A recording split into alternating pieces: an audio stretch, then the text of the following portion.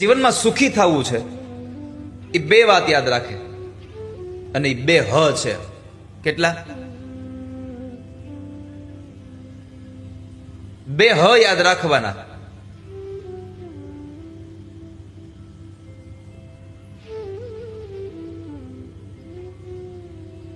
એક હરામનું લેવાનું નહીં,